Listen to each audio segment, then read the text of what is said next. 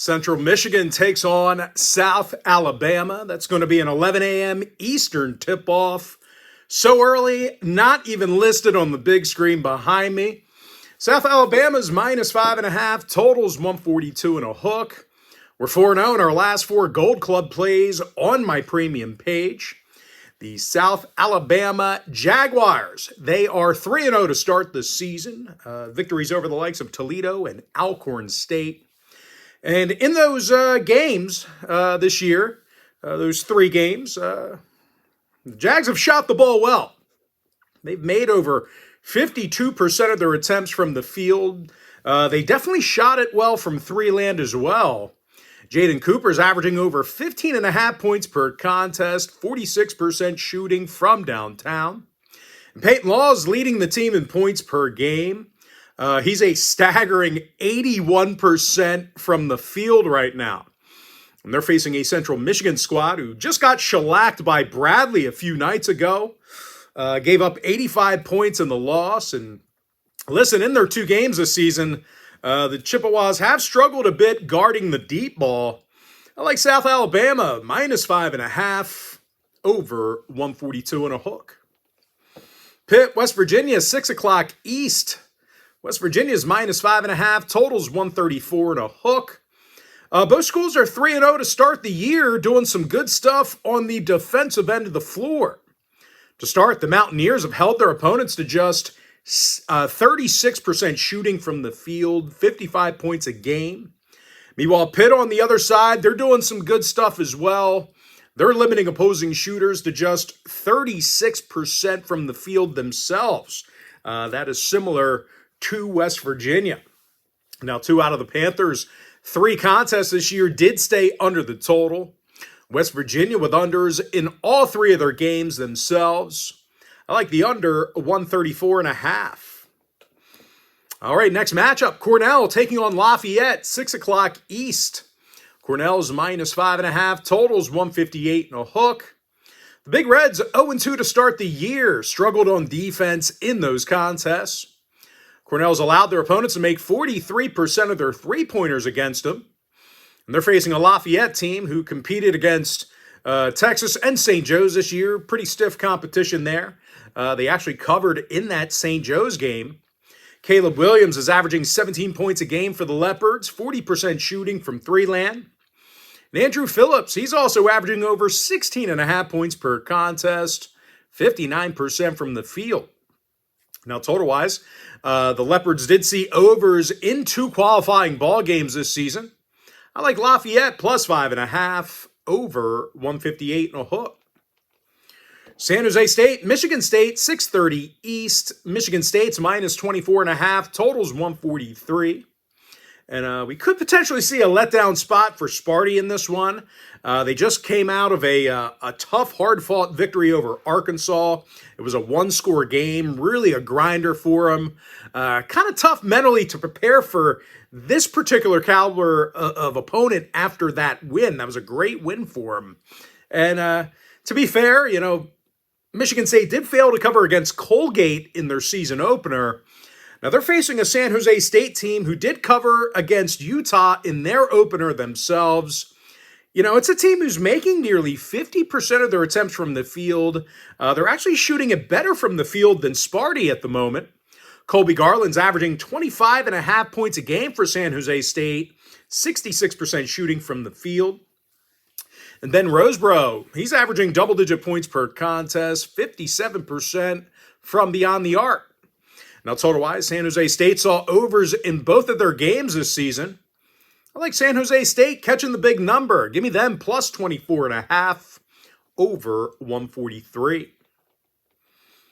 All right, next matchup should be a good one. Purdue taking on Alabama, 7 o'clock East. Bama's -4, totals 175. And, of course, both schools 2-0 to start the year, doing some good stuff on offense. The Tide's making nearly 51% of their attempts from the field. Purdue, they're shooting 40% from 3 land. Fletcher Lawyer's knocking down 58% of his 3 balls for Purdue, 90% shooting from the stripe. Meanwhile, Benter and Murphy are drilling over 44% of their long balls combined. Now, on the other side of things, for the Crimson Tide, LeBaron Philon's averaging 23.5 points a game, 44% from long range. Ball Bowen and Mallet, they're also averaging a dozen points a game, respectively, for Bama.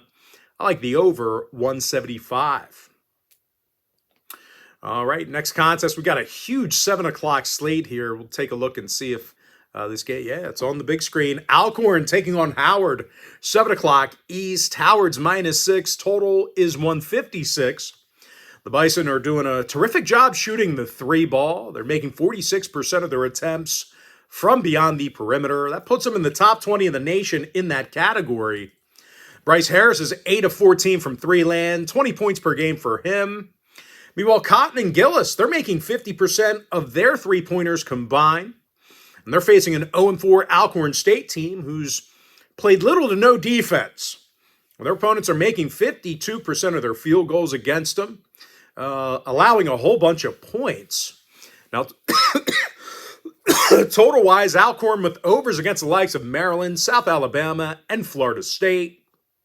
I like Howard -6, over 156. All right, next matchup, Monmouth, Seton Hall, 7 o'clock East. Seton Hall's -13, totals 138.5.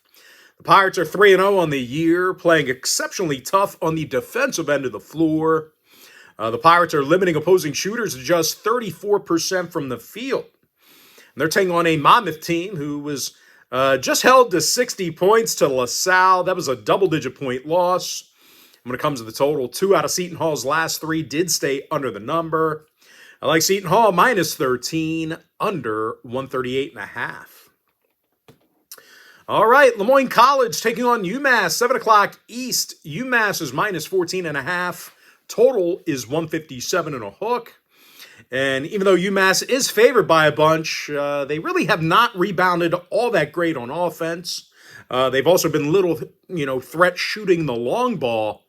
The Minutemen are making just 26% of their 3-pointers. They're facing a Lemoyne squad who's actually done a nice job on defense. They've rebounded well, and they're limiting opposing teams to just 40% shooting from the field. I like Lemoyne +14.5, under 157 and a hook. UMass Lowell taking on Columbia, 7 o'clock East. Columbia's -12, totals 156. Of course, the Lions did cover in both of their contests this season. That includes a cover in their most recent contest against UConn. Miles Franklin leads the team in scoring, 76% shooting from the field. And Kenny Nolan's also averaging double-digit points a game himself. They're facing a UMass Lowell team who's allowing they are allowing 30 made field goals a game, nearly 80 points per contest. I like Columbia -12, over 156. All right, next matchup, Southern Miss taking on Grambling, and that's going to be a 7:30 Eastern tip-off. Not listed on the big screen, but it is Southern Miss, who's -1.5. Total is 152. The Golden Eagles have done a nice job shooting the basketball. They are in the top 20 in the nation in 3-pointers made per game. They're also doing a nice job getting to the stripe. They're in the top 15 in free throws made per contest. Tyleik Weeks is 14 of 15 from the foul line, second on the roster in scoring. And Isak Tavares, he's averaging 23 points a game, 62% shooting from the field. They're taking on a Grambling squad who's allowed 86 points a game on average in their last 2 outings. When it comes to the total, Southern Miss saw overs in 2 qualifying ball games. Give me Southern Miss -1.5, over 152. All right, next game, Florida International taking on LSU. That's going to be an 8 o'clock Eastern start. LSU's -21.5, total is 160. LSU's 2-0 on the year, 54% shooting from the field. Mike Nwoko leads the roster in scoring. Sutton and Reed are making nearly 50% of their 3-pointers combined. And they're facing an FIU squad who's struggled guarding the long ball themselves. Opposing teams are shooting 44% from 3-land against the Panthers. I like LSU -21.5, over 160. Loyola Chicago taking on Wichita State, 7:30 Eastern tip-off. Wichita State is -4, totals 152.5. The Shockers are 2-0 to start the year. Loyola just 1-2. The Ramblers suffer losses to North Texas and Mercyhurst. Mercyhurst. If you never heard of them, I understand that. I accept that. And listen, the Ramblers really struggled offensively in those defeats. Loyola averaged just 63 points a game on average in those losses. And as far as this season's concerned, well, they have not rebounded well on offense. And to be fair, excuse my language, they've shot like shit. The Ramblers are making just 38% of their attempts from the field. And unfortunately for them, Wichita looked strong defensively in their two contests this year. They limited their opponents to just 19% shooting from three-land. Now, total-wise, Loyola saw their last two games stay under the total. I like Wichita State -4, under 152.5. All right, next matchup, not listed on the big screen, but it's going to be Green Bay taking on St. Thomas, 8 o'clock East. St. Thomas is -13, totals 154.5. And listen, for a team laying 13 points in this spot here, the 1 and 2 Tommies have definitely had issues on defense. Their opponents are making nearly 50% of their field goals against them, doing a bad job guarding the deep ball. And they're taking on a Green Bay squad who gets to the stripe a bunch, and they average nearly double-digit 3 balls a game. Wilkins and Reck are making over 50% of their 3 balls combined. Marcus Hall's averaging 18 points a game. I like Green Bay +13, over 154.5. UL Monroe, Houston Christian, 8 o'clock East. Houston Christian's -8.5. Total is 146. Now, Houston Christian is averaging just 67 points a game. They've been terrible shooting it from the foul line. They're actually making just 57% of their attempts from the stripe, 29% from beyond the arc. Of course, defensively, they're allowing nearly double-digit three-pointers a game. Definitely rebounding poorly on the defensive end of the court. And they're facing a UL Monroe squad who's done a nice job shooting the long ball themselves. Sondors and Diaz, they're making nearly 50% of their long balls combined. Christian Lewis leads the program in points per game. The Warhawks with overs in 2 of their qualifying ball games this year. I like UL Monroe +8.5, over 146. All right, next matchup, Charleston Southern taking on Alabama A&M, 8 o'clock East. A&M's -2, totals 54.5. And Alabama A&M's making just 40% of their attempts from the field. They've shot poorly this year, doing a poor job getting to the foul line as well. Meanwhile, Charleston Southern on the other side, they've done a nice job on defense, actually limiting opposing teams to just 28% shooting from three-land. I like Charleston Southern +2. Under 154.5. All right, next game, Cal taking on Kansas State, 9 o'clock East. K-State's -6, totals 162.5. Now, the Wildcats are currently the best three-point shooting school in the nation. They're making 56% of their attempts from beyond the arc this year. Nate Johnson's averaging 15.5 points a game, 70% from long range. And David Castillo, he's gone 6 of 7 from three-land himself. And those two guys don't even lead the team in points per game.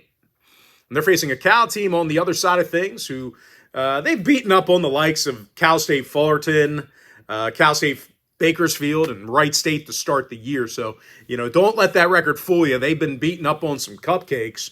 And listen, when it comes to offensive production, the Golden Bears have actually been little threat shooting the deep ball in those contests. The Golden Bears made only 28% of their 3 balls this year.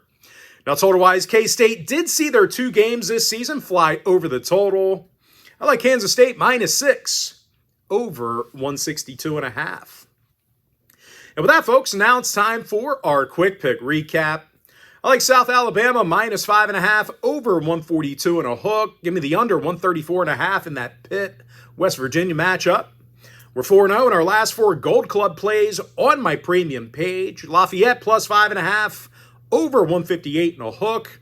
San Jose State plus 24.5 over 143. I like the over 175 in that Purdue-Alabama matchup. Howard minus 6 over 156. Seton Hall minus 13 under 138.5. LeMoyne College plus 14.5 under 157 and a hook. Columbia minus 12 over 156. Southern Miss minus 1.5 over 152. LSU minus 21.5 over 160. Wichita State minus 4 under 152.5. Green Bay plus 13 over 154 and a hook. UL-Monroe plus 8.5 over 146. Charleston Southern plus 2 under 154.5. And give me Kansas State minus 6 over 162.5. And with that, folks, that's going to do it for me. Don't forget to check me out on my premium page. And if you do end up getting a membership here today on my premium site, just a friendly reminder, you're going to get access to that membership every single day for the next 30 days. And as an added bonus, you're also going to get access to all of my cheaper memberships during that time frame, absolutely free.